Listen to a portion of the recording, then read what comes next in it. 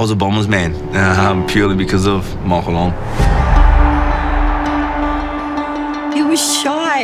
I can always remember, gosh, doesn't this fella talk? He was promoted as a really big name and promising player before he came to Melbourne. He came from such a famous family. Those long bounces, I remember he used to bounce the ball probably 2 metres in front of him. 30 metres out! Oh, what play! For a guy at the time, he was pretty lean, pretty skinny. To be able to win the ball inside but also get on the outside and be very damaging. Drop punt off his left foot was a really deadly pass and usually hit you on the chest. He just looked like he was made of rubber, the way he got away from his opponents. To see his blistering pace and his incredible skills and talents, and he reduced the size of the MCG to that of a basketball court. He was everywhere. There is absolutely no way that I would have predicted that he would have changed history in several ways, and obviously most notably in 1995.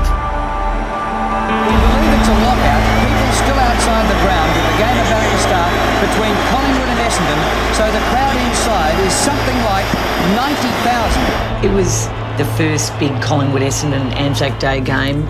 The game was an absolute cliffhanger. Diving on its Moncourse, and the ball is locked in here on centre wing.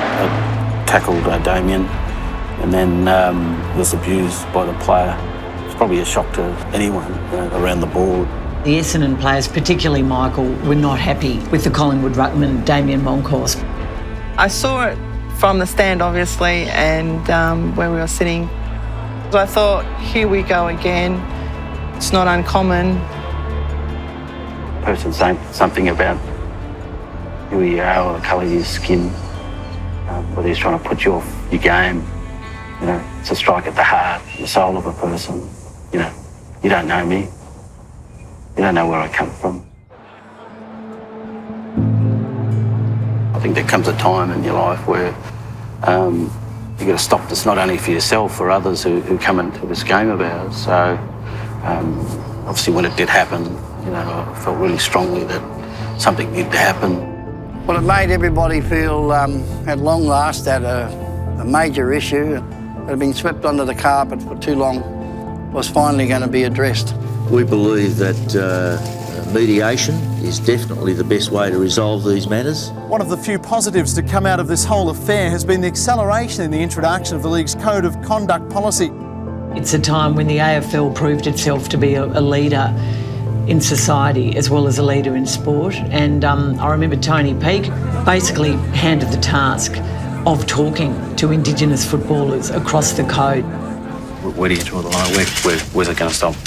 It's not only for myself, but for the kids, for all races of people, know that they can't sort of use that language anywhere, not only in the sport.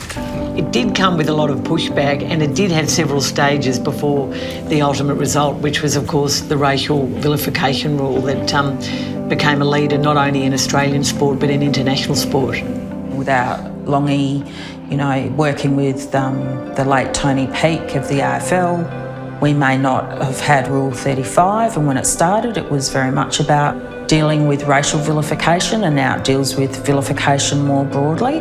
I think that was a really important part of documenting that players had to look at themselves and understand what they're saying, what they're doing, I guess the biggest cultural change was that what goes on the field no longer stayed on the field, and that rule was dead forever.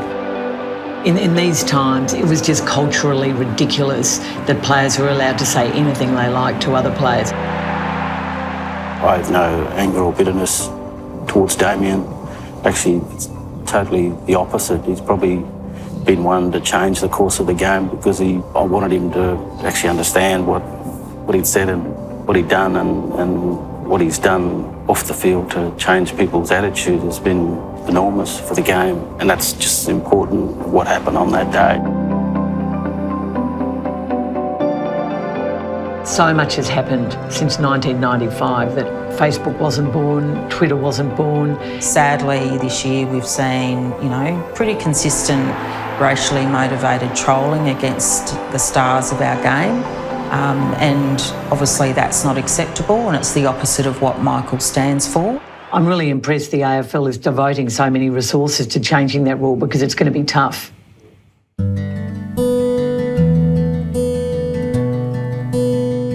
I've known Michael Long since he was a little boy. Who would have thought that he would do the things that he's done? And certainly the long walk, which is an extension of him, shows you what he believed in on the ground and then what he's done after his football career was over. I got the call that Michael was walking down the Tullamarine Freeway heading to Canberra. Didn't tell me, no, he didn't tell me. It was spur of the moment and it was the right thing to do. And the simple question to the Prime Minister was, where was the love for my people? I think his actions now speak louder than his words, but that long walk has resonated with politicians and with the Australian public and the AFL and the football community alike. When one person starts walking, someone will walk next to them and then someone else will walk again and I'll say, hey, what are you walking for? I'm walking for this. And then someone will say, hey, I believe in that too, I'll walk with you. That's similar with a lot of other Aboriginal and Torres Strait Islander leaders that I've met, that they are just sure that they need to do something. And I think it's one of the things that makes so many of us really proud of our leadership, that they pick up the fight and they take it on, or they get on the road and walk to Canberra. I think individuals often are the ones that create change because they're the ones who capture the imagination of the public. His life's really all about helping other people.